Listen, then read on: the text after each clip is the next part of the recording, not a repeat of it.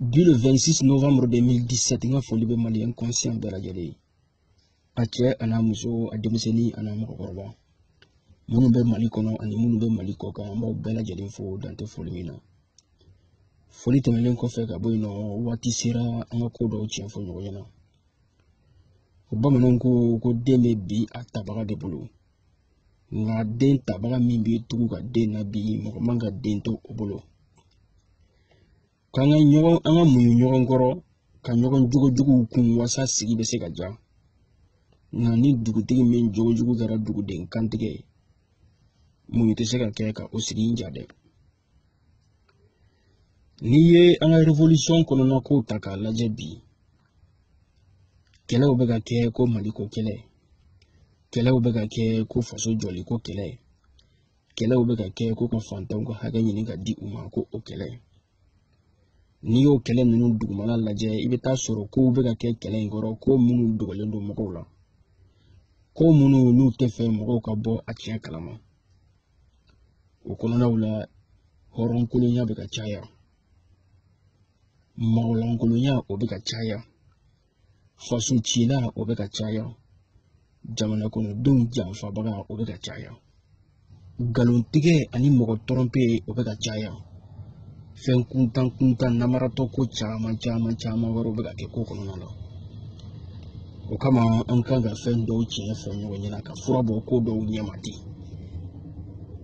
N'i ye Madu ka journal ka problème ta k'a lajɛ a ka kɔsa in na problème, Madu ka journal ni dɔw ko a ma ko Maréchal Madu, ne yɛrɛ ko a ma ko Madu le Parisien. O ka tile fila in na problème mun wulilen filɛ ne ka jɔn ye. O ko kɔnɔna la franchement pour une fois de plus jeunesse malienne u ye ne jigilatigɛ. Ka d'a kan mɔgɔ dɔw de bɔra ka Madu soutenir nin ko in na, ka Madu lafasa nin ko in na, ka Madu sankɔrɔta nin ko in na, o ye ne jigilatigɛ kosɛbɛ. Ayiwa o ko ninnu kɔnɔna la ko minnu dɔw nana ni o ye ani n ka hakilina ye min ye olu kan ani ko dɔw tiɲɛ bɛ nana fɔ a ko kan n bɛna na don olu kɔnɔ k'o ɲɛfɔ nin ko in na. San'an ka se Madu ka kow ma komi bɛɛ lajɛlen b'a kalama bɛɛ ye message vocal ninnu lamɛn. Madu ni mɔgɔ minnu bɛ ka ko traité u ni ɲɔgɔn cɛ o ye IBK masurunyala-mɔgɔw de ye. U ka fɔ la ko IBK muso ko o dɔgɔnin o fɛnɛ muso o de ni Madu tun bɛ ka kuma kɛ tantɔ. Donc ni Madu bɛ ka ɲini u fɛ u ka wariw di ale ma k'ale muso bila ka taa jigin Faransi, k'ale ba bila ka taa furakɛ Faransi, ale yɛrɛ Madu ka tila ka taa u nɔfɛ Faransi. Donc fɛn caman mɔgɔw ye a message vocal lamɛn. Bon n'a fɔra ko o ko kɛra Malien dɔw de bɛ bɔ ka Madu soutenir o ko la, Malien dɔw de bɛ bɔ ka Madu lafasa o ko la, Malien dɔw de bɛ bɔ ka Madu sankɔrɔta o ko la. Franchement o ye ne jigilatigɛ. O ko yɛrɛ digira ne la ka se degré min ma Madu yɛrɛ ka kɛwale o ma digi ne la ka se o degré ma. Sabula ka d'a kan ne sigilen don ni nin ko sugu ninnu ye kɛlɛ in kɔnɔna la. A bɛ waati jan bɔ ne bɛ deli k'a fɔ aw ɲɛna n ko mɔgɔ caman de bɛ kɛlɛ in na u bɛ ka Maliko fɔ u dabara la togoya min na n ka tɛ u dusukun na ten. N'u bɛ ka faso ko kɛlɛ u bɛ k'o birifini de ta k'o biri u da la ka sɔrɔ u bɛ k'u ka business n'u ka kow kɛ a duguma. Donc ni nin ko sugu nana bɔ kɛnɛ kan a tɛ bari ne la. Sabula ne ye ko caman ye depuis yɔrɔ jan fɛ k'a jate minɛ depuis yɔrɔ jan fɛ ka olu kow dɔn ka sɔrɔ depuis a kow ma kɛ. N y'a caman fɔ a tilala ka na kɛ. Donc o kɔnɔna la an bɛ se k'a fɔ o ma bari ne la kosɛbɛ wa o ma ne tɔɔrɔ kosɛbɛ. Min ye ne tɔɔrɔ kosɛbɛ o ye maa minnu ye Madu lafasa nin ko in kan. A ye n tɔɔrɔ ka da kun jumɛn fɛnɛ kan n'i y'a ta k'a lajɛ o mɔgɔ kelen ninnu waati min Momo Jara Momo de Paris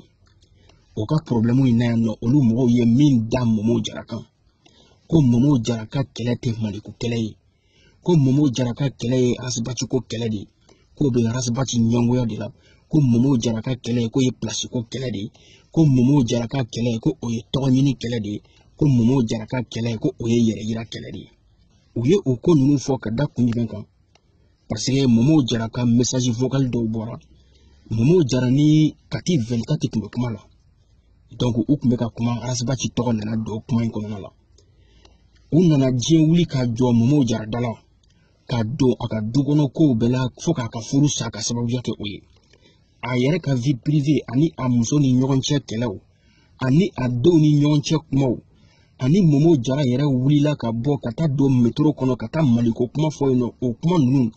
ka don o bɛɛ la ka Momo Jara buruja ka tɔgɔ tiɲɛ ka lagosi ka ko sugu bɛɛ da kan k'a yira k'a fɔ ko Momo Jara tɛ fasoden ɲuman ye ko Momo Jara ka kɛlɛ k'o tɛ maliko ye ko Momo Jara ka kɛlɛ k'o kun tɛ malidenw ka lafiya ko ye k'o ka kɛlɛ kun ye a yɛrɛ ka tɔgɔ de ye k'o ka kɛlɛ kun ye a ka place ko de ye k'o ka kɛlɛ ye yɛrɛ yira kɛlɛ de ye k'o ka kɛlɛ ye Arasibaji ɲɛngoyali kɛlɛ de ye o kɛra ka da kun jumɛn kan sabula Momo Jara ni Kati 24 ka kuma la a ye Arasibaji tɔgɔ don a la Arasibaji ka mobili ko kuma o kuma fɔra a la ni hakilima ye o kuma in ta k'a lajɛ i bɛna n'a ye k'a fɔ Momo yɛrɛ tɛ ka Arasibaji kɛlɛ o kuma in kɔnɔ sabula Momo y'i kanto Kati 24 ma ko kana kuma fɔ dɛ ko n'i y'a fɔ mɔgɔw bɛna fɔ sisan ko parce que i ni Arasibaji bɛ ɲɔgɔn na ko de kama k'i bɛ k'a fɔ ko a to yen mɔgɔw yɛrɛ bɛ bɔ a kalama u yɛrɛ ye ne hakili la n'a y'a sɔrɔ a tun bɛ ka Kati 24 su de k'a fɔ a fɔ Arasibaji ma tan a kɛ a la tan a donna tan a bɔra tan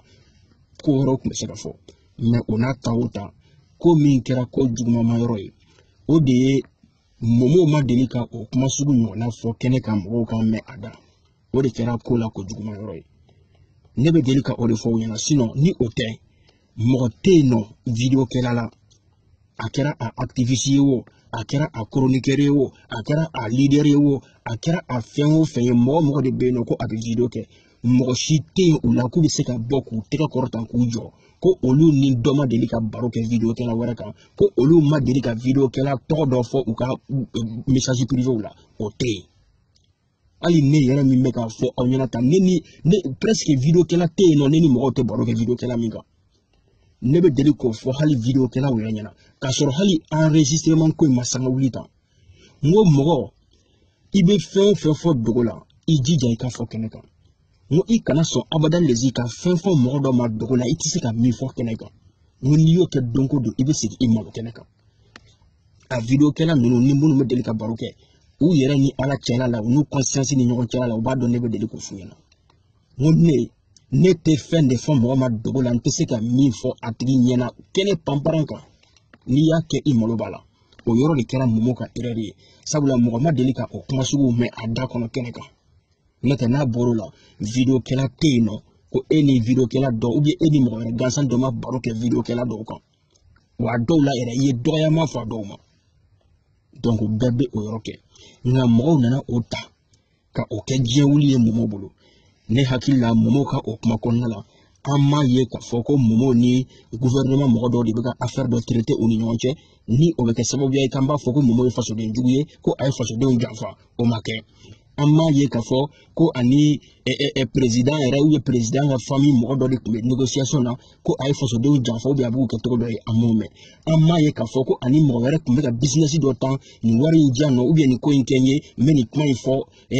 fasodenw kan ou bien n bɛ nin kuma in fɔ gouvernement ma ou bien n bɛ nin kuma in fɔ nin parti politique ɲɛmɔgɔ in ma an ma o mɛn an m'o ye mais mɔgɔw y'o ta k'o kɛ diɲɛ wuli ye ka diɲɛ wuli an kunna ni o ko ye yan Madu ta in nana kɛ sisan nɔ Madu yɛrɛ bɛ ka a yɛrɛ jago f'a bɛ ɲini k'a yɛrɛ di juru la nka mɔgɔw tila o mɔgɔ kelen minnu ye Momo lagosi olu de bɔra ka na Madu sankɔrɔta o de ye ne faga o de ye ne jigi tigɛ jeunesse la o de y'a to ne ye conclusion tirée an ka révolution in a banna on peut rien faire an tɛ se ka le gagner fo ka diɲɛ de wuli an bɛ dugawu de kɛ sa mɔgɔ ɲuman kelen kelen ni minnu b'a cɛla olu ka se ka u jɔ u sen kan génération kura min bɛna le u kana yɛrɛ minɛ olu la ne tɛ wa nin ko in banna ka ban ne hakili la aw minnu ye Momo buruja aw minnu ye Momo lagosi aw kun kan ka Madu da k'a kan tigɛ de parce que au moins Momo ta danna a yɛrɛ ni a leader ɲɔgɔn ni ɲɔgɔn cɛ a yɛrɛ ni a video kɛla ɲɔgɔnw ni ɲɔgɔn cɛ a yɛrɛ ni a activiste ɲɔgɔnw ni ɲɔgɔn cɛ a yɛrɛ ni a chroniqueur ɲɔgɔnw ni ɲɔgɔn cɛ nka Madu ta tɛmɛna o kan ka taa mɔgɔ minnu kelen don ka an ka degun sababuya ye ni olu de bɛ an ka jamana ɲɛmɔgɔya la ni olu dɛsɛlen don ka an bila lɛsi la Madu ta kɛra a bɛ ka taa minɛ olu de la a bɛ ka taa yɛrɛ jago a bɛ ka taa yɛrɛ tɔnɔmada olu de bolo ne hakili la o ka jugu ni kantigɛli ye donc ni mɔgɔ ninnu de bɛ ka an ka révolution tiɲɛ an bolo o mɔgɔ kelen ninnu Anya ye ka fo no Beshir Jara États-Unis d'Amérique o dilla ka bɔ ka kuma dɔw fɔ ka hakilinaw di yan nɔ o ka hakilinaw o ka kumaw kɔnɔna la o kuma dɔw bɛ tali kɛ arasibati jogo dɔw la o mɔgɔ kelen ninnu bɔra ka fan bɛɛ kɛ mankan ye ka Beshir dɔgɔya ka kuma sugu bɛɛ fɔ Beshir Jara ma mɔgɔ si denkelen ma deli ka Beshir Jara ka vidéo ye réseaux sociaux kan ou bien a ka message vocal ye réseaux sociaux kan ko ani gouvernement kɔnɔ mɔgɔ dɔ filɛ négociation na ou bien ko ani parti politique mɔgɔ dɔ filɛ négociation na ou bien ko ani mɔgɔ wɛrɛ hali n'a kɛra un simple citoyen dɔ opérateur économique dɔ ou bien fɛn dɔ ye ko a n'o filɛ nin ye négociation na k'o bɛ k'a fɔ ko nin fɛn in fɔ karisa ma ou bien nin ko in kɛ karisa la nka mɔgɔw bɔra k'o lagosi fan bɛɛ fɛ yan Madu ta dun tɛ o ye olu mɔgɔ kelen bɛ ka Madu soutenir an y'a ye yan nɔ Ben Jakite États-Unis d'Amérique mɔgɔw bɔra ka diɲɛ sugu bɛɛ kuma sugu bɛɛ fɔ a ma yan ko a ta tɛ faso ko ye a ta ye nin ye a ta ye nin ye ka kuma sugu bɛɛ bɔ ka da ka ko sugu bɛɛ ta ka fɔ a ma mɔgɔ si den kelen ma deli ka na ni preuve ye k'a yira an na réseaux sociaux sanfɛ ko Ben Jakite ka kumakan filɛ nin ye a bɛ ka nin kuma in fɔ ou bien Ben Jakite ka nin vidéo in filɛ nin ye a bɛ ka nin ko in kɛ a donna yan fɛ a bɔra yan fɛ ani parti politique ɲɛmɔgɔ dɔ filɛ nin ye ɲɔgɔn bolo o y'a fɔ a ye tan a y'a fɔ a ye tan ou bien ani gouvernement kɔnɔ mɔgɔ dɔ filɛ ɲɔgɔn bolo o y'a fɔ a ye tan a y'a kɛ tan mais u bɔra o mɔgɔ ninnu de bɔra k'olu tigilamɔgɔ ninnu lagosi k'u buruja ka nkalon sugu bɛɛ tigɛ ka da u la ka ko sugu bɛɛ ta ka da u la sans preuve an ma deli k'a ye ko u kelen kelen fɛn fɛn ka vidéo la k'u ye preuve dɔ bɔ k'a yira an na ko a filɛ nin ye n'aw ko aw ma da la preuve filɛ nin ye an ma deli k'o ye o mɔgɔ kelen ninnu de filɛ nin ye Madu ka preuve bɔra k'a da kɛnɛ kan ani fanga tigilamaaw bɛ négociation na olu de bɛ ka na o Madu de soutenir k'a sɔrɔ u bɛ ka faso jɔlaw lagosi u ka faso jɔ baara la u bɛ ka faso jɔlaw senkɔrɔla ɲagasa u ka faso jɔ baara la jamana in kɔnɔ an bɛ taa yɔrɔ jumɛn an bɛ taa yɔrɔ jumɛn an bɛ n'an ko min ka taa an jaabi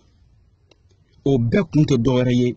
parce que ko olu tigilamɔgɔw ni arasibati ka hakilina ma kɛ kelen ye ko dɔw la ou bien olu tigilamɔgɔw ni arasibati ka lien kɛra cogo dɔ ye o tuma faso ko a kɛra arasibati ko ye i komi n'a fɔ fɛn b'a fɔ cogoya min na Idriss Konipo a ko n'i bɛ fɛ i ka tɔgɔ sɔrɔ bi i bɛ bɔ de i bɛ arasibati tanu n'i bɔra ka arasibati tanu mɔgɔw bɛ girin i nɔfɛ i bɛ tɔgɔ sɔrɔ mɔgɔ o mɔgɔ ko ni e y'i da maga arasibati ka jogo la ko mɔgɔw bɛ i lagosi mɔgɔw b'i kɛ tan a dun kow de bɛ ka da kɛnɛ kan bɛɛ ɲɛ b'a la kɔnɔdimi tɛ ɲɛdimi de don Madu soutenirli a kun tɛ dɔwɛrɛ ye o n bɛna o fɔ aw ɲɛna aw k'o dɔn parce que fɛn kelen k'a ka message vocal ninnu labɔ ka Madu ka message vocal labɔ n'o ye Abdou Niang ye Abdou Niang ka vidéo kɔnɔna la Abdou Niang y'a yira a ye menace kɛ k'a yira k'a fɔ ko mɔgɔ 6 de bɛ yen nɔ ko a ye olu choisi donc mɔgɔw bɛ boli la mɔgɔ min nɔfɛ mɔgɔw bɛ girin ni ta ka pɛrɛn na mɔgɔ min nɔfɛ o ka vidéo b'a bolo o ka message vocal b'a bolo o ka fɛnw bɛ yen nɔ ko a bɛna na o bila n'a ye o bila a donna ta bɔra ta a ye kuma caman fɔ mɔgɔ minnu bolila ka na Madu soutenir kun min kama o b'a dɔn u nana soutenir ni parce que bɛɛ y'a bila i kunna arasibati ka fɛn b'a bolo n'a y'o bila non tiɲɛni bɛ kɛ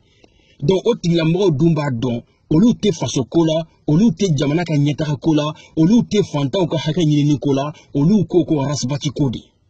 donc ni arasibati ko ye fɛn o fɛn de fɔ arasibati ma a tiɲɛ fara nkalon kan olu bɛ bɔ ka défense ta donc pour que olu kana na to ten tɔ fɔlɔ u bɛ kɔn ka mun de kɛ u bɛ kɔn ka Madu défense ta sisan ka Abdou Niang lagosi sinon ni aw ko aw ye tiɲɛtigiw ye ni aw ko aw bɛ tiɲɛ de nɔfɛ ne hakili la tiɲɛ bɔra sira o sira kan i ka tiɲɛ minɛ i ka baara kɛ ni a ye aw kan ka Abdou Niang remercier de a kɛra sababuya ye ka Madu visage yɛrɛ yira aw la Madu ye mɔgɔ sugu min ye aw kan ka Abdou Niang remercier o de la mais aw tɛ se k'o kɛ kun jumɛn kama parce que Abdou Niang ye menace kɛ dibi la ni Abdou Niang ye menace kɛ aw k'o de ko arasibati fɛn o fɛn de mana tun arasibati la aw bɛ bɔ ka o ko kɛlɛ donc Abdou Niang mana bɔ ni arasibati ka ko ye aw ka bɔ ka arasibati ka ko défense ta ka sɔrɔ aw ma Madu ta défense ta o tɛ bɛn o de kama aw kɔnna ka sɔrɔ ka Madu défense ta comme ça hali ni Abdou Niang bɔra ni arasibati ta ye aw bɛ tila ka continuer ka arasibati fana défense ta o ko kelen kan o de kama u tigilamɔgɔw u ye Madu défense ta parce que o maliyɛn damadɔw de bɛ yen nɔ olu maliyɛn ninnu da ye ɲɔsi machine de a bɛ mugu bɔ a bɛ ɲɛɲɛ bɔ ni mɔgɔ dɔ ye ko dɔ kɛ ni o tigilamɔgɔ ko man di u ye o y'u jugulamɔgɔ ye u b'o tigi ta kɛ ɲɛɲɛ ye ka d'o ma i mana kaba kɛ machine kɔnɔ a b'a kɛ ɲɛɲɛ ye ka d'i ma o tigi ka ko ye ko ɲuman ye o ye ko jugu ye o u b'o tigi ka ko lagosi bon nous janye mo ye ko do ke sisan no o bo nugu tine ku ko ke mugu ye ko la bo o tigi ka ko kera ko jugu ye wo o kera ko nyuma ye wo olu be o ke ko nyuma ye ko la bo kan nugu tine ku ka ke mugu ye o malien nunu da ye nyoshi manshundi a malien qualité wero be no olu da ye woro nyimi na dadi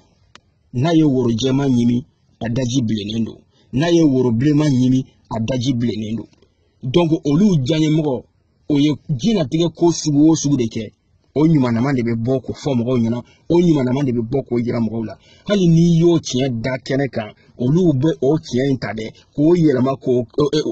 o yela ma ko ke galo ye ni me se ga ta olu ka faveur la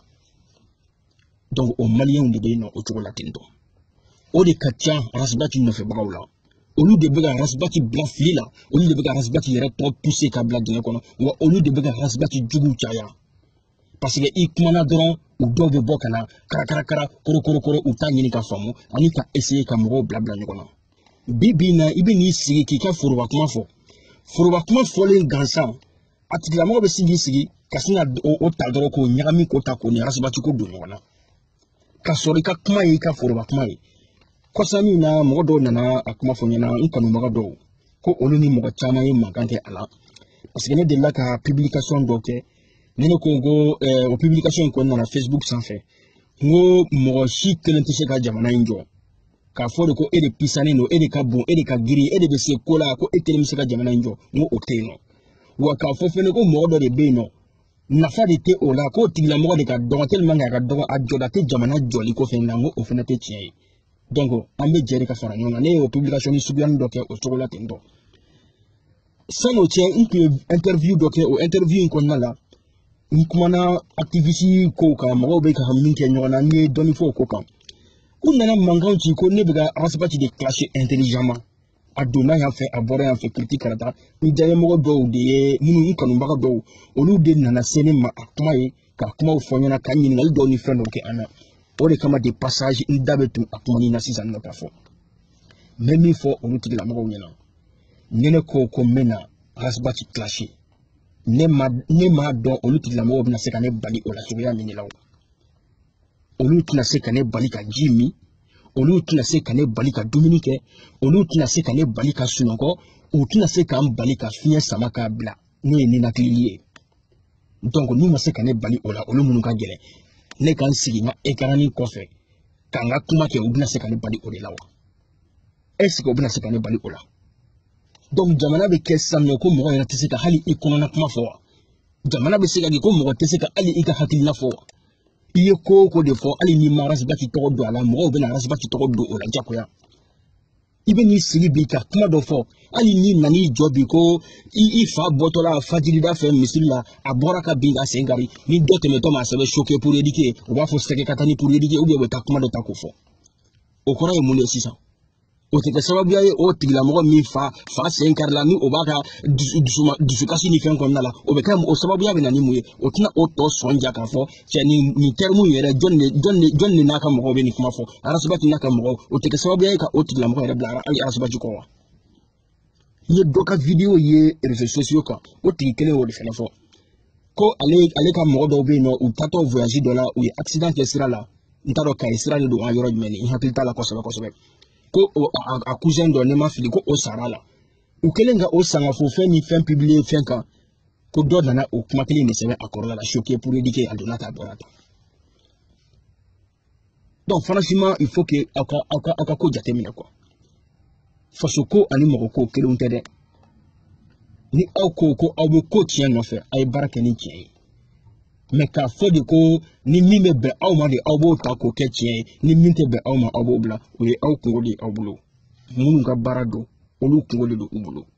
parce que Madu yɛrɛ n'i ye ko yɛrɛ ta ka jate minɛ parce que Madu yɛrɛ y'a dɔn k'a fɔ de n'i tugura arasibati kɔ a immunité dɔ bɛ di i ma n'o tɛ Madu ko tun banna ka ban nin ko in kɛlen Abdou Niang kelen ka nin bila a tile 2 Madu bolila ne ka renseignement y'a fɔ ɲɛna k'a fɔ Madu bolila Madu tun ye dugu bila parce que Madu yɛrɛ tun y'a yɛrɛ di ka ban a tun bɛ ka taa cimetière la u tun bɛ ka taa Madu sudon ka ban parce que a yɛrɛ ko a banna ka ban a sara a banna dɔgɔtɔrɔw y'a sɛbɛntiya k'a fɔ ko a sara ka ban ko ka taa sudon mais depuis Madu su bɛ ka taa don yɔrɔ la Madu be aye ko modo be ga fogo atan janga la jedoni atan sege ko sebe esika sara esika masa depuis Madu fene ye odi me ayi firi shi kele ga soroka wuli kisigi sino Madu yere kun ka ko bana ka ba Madu kun polla o ne tege o information jon o diranema ka ta fasun ko Madu kun dugubla ni ye Madu yere ka video ta ka laje aba fa ka video kono ko ikera kuma na ko ale kunte ante o akele na bolla. Mais depuis aya ye kafo modo de bora kale soutenu Madu ijodo Madu adonata Madu aborata afana ya foko ko sa ya mabo amaso ka yero to sudu na obolo ko tana kaburudo na ayi lama sira ka yurula ka foko amasa folo ko ka soro ka boka ni sigi mo nyokoro sino Madu ko kumbana ka ba kabo de kerasa ayere fene be soro ka boka ni sigi ka soro kana yere la jeya damne ka be soro kana yere defense tali damne ali sini aya jamba dum mba dun anga impôt de don sana kwata di mo fuma adona yan fe abora yan fe tori se basa se ne ko horonya be mi dambe be yoro jume ni horon kulu ya ni ya bloqué do na kono fere la ka bandoro ka fugula do ikuna o de biblia ni to walela e Madu e ma miri e ma tasi e mi dambe laje e ma horonya laje ko ali sinu ka di e ma e ba dun iga impôt de don ikimugu negene ikimugu dontane ikimugu botane horonya be yoro jume na ya soroko bamana kundo baman de yere horon de yere akma yere kantige di wala be dugubla ma chaman be no ibaye chokoroba chaman ka duguba kono taka anu ko dugu yere siki asababu ya be boni ko sugu dila ibe ko da ka dugu kono horonya kama malo kama ibo dugu bla de kata sigi dugu yere o de kɛra sababu ye cɛkɔrɔba caman ye Bamakɔ la sɔrɔ o de kɛra sababu ye cɛkɔrɔba caman ye villebaw la sɔrɔ o de kɛra caman ye cɛkɔrɔba caman taara sigi dugu wɛrɛw la nka e Madu bɛ bɔ ka n'i sigi k'e bɛ tila ka n'o kuma fɔ k'e bɛ fantanw ka kɛlɛ la ka sɔrɔ e b'i yɛrɛ ka kɛlɛ de la nka n'i y'a ye Madu ye nin kɛ a y'a ye Arasibati de la ni aw hakili b'a la ne delila ka video dɔ kɛ mois de mai daminɛ wagati mois de mai 2017 vidéo est numéro 183 à titre est 2 mots pour Arasibati. Au vidéo est qu'on est nous kuma souligner Arasibati nyina. Arasibati ka conférence de la yi kanto koni wari be munu mbolo ni katikati be munu mbolo ku wa nana ka ale ba mina be jamana joni ay. Adoni kama ne bora ka kuma fanya na nguna ya mine. Aka mine tate. Kuma munu mbe no nyo fo mo kata vidéo intaka laje. Ube video ina menye kuma munu fa kono ubame ne kunyebe nine la ne kunyebe nine natola depuis yorjan ay nana yamba mine ibe ka nana yamba mine e duga kele ye ibe ka ni aka gouvernement ne bega jamana kono de untonyo olu tonyo le ka kla ko ta ko di ekele ma ko ebo mine ke be faso joni oye e ka mine tate ne kunyebe femi natola odeni parce que nyaaye abi ko na fo slamé munu ya ese kira kofe ku be na lesogo daba olu slamé o pour ko dunto ko soro lesogo la obina na munefo o do nanu kanto ko dundo kira sallallahu alaihi wasallam ko sigilen kundo le sanfé de parce que le haram yali ko o be fenka dunto ko nyina la ka yira ko le haram yali de pour ko be se ka le soro ka dunto ko yamina ko duno ko kira sallallahu alaihi wasallam ko o sigilen kumbe le sanfé o kumbe ka ta le be ka tani oye ko kono ni do nana o nyogoroma tige do ko nanogolani ko nana o nyogoroma tige ko le sirana le yi panga purti astaghfirullah ko tira bora ka binduguma boko tira bine duguma ko fana yi kanto ko alharam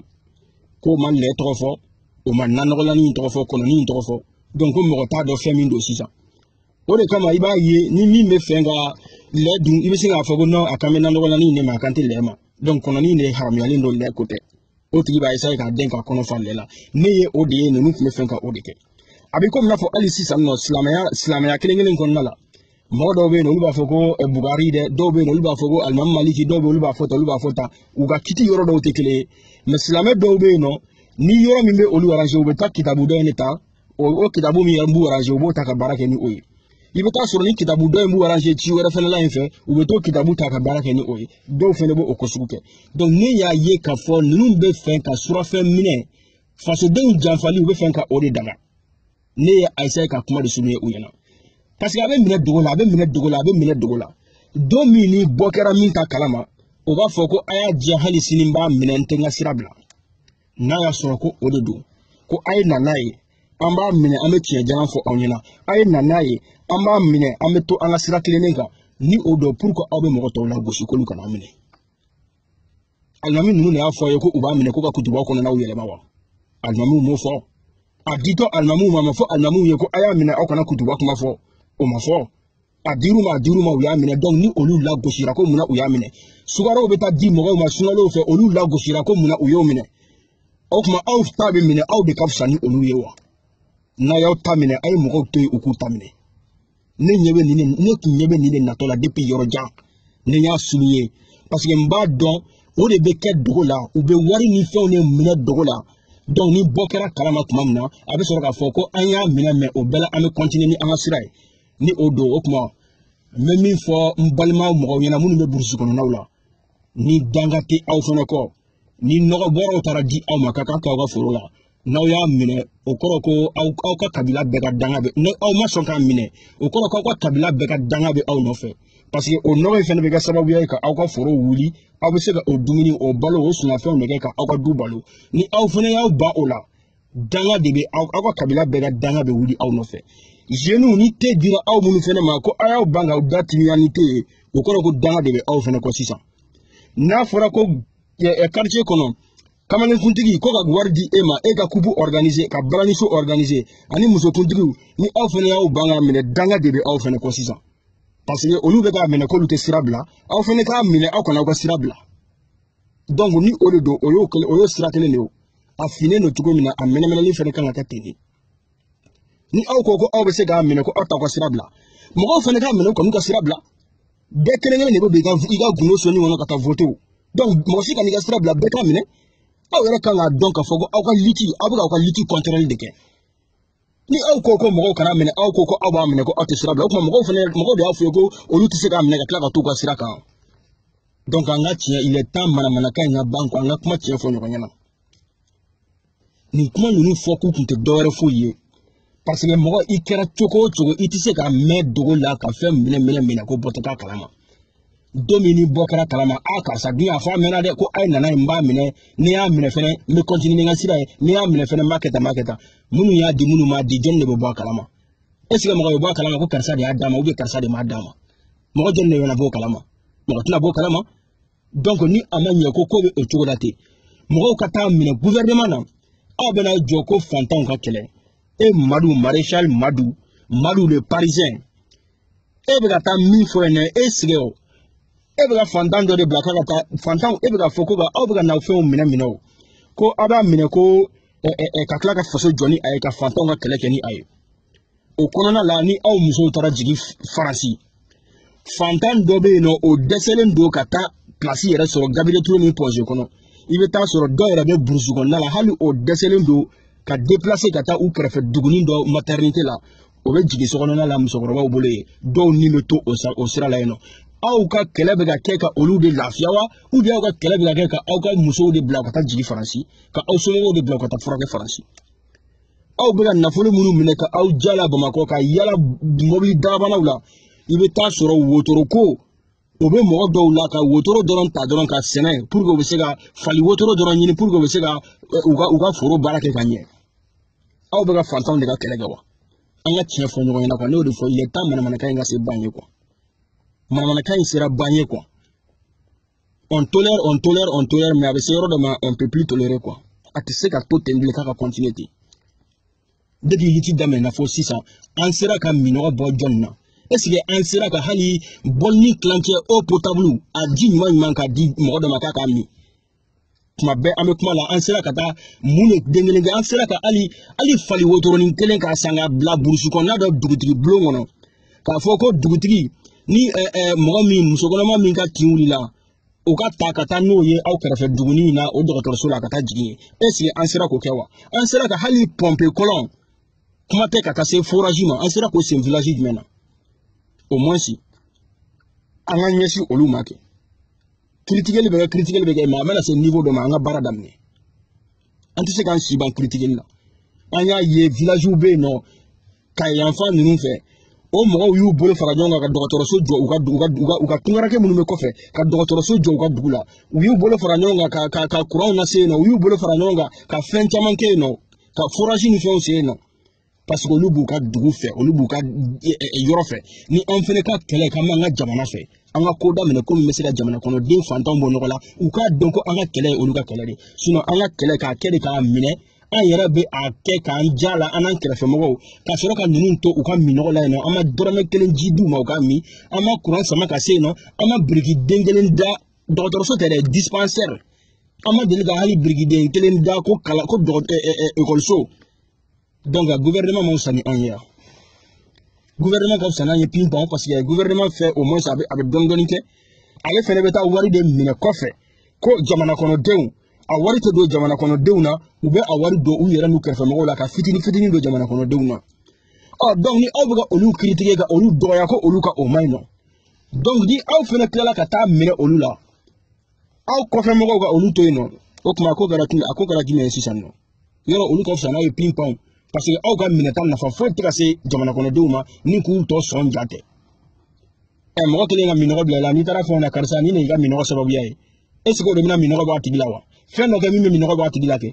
kɔngɔ bɛ karisa la e taara fɔ karisa ni nin y'i ka kɔngɔ sababuya ye e tɛ ka fɛn kɛ min bɛ kɔngɔ b'a tigi la est ce que kuma de bɛna kɔngɔ b'a tigi la wa donc a y'a jɔ an ka dɔn bɛ sa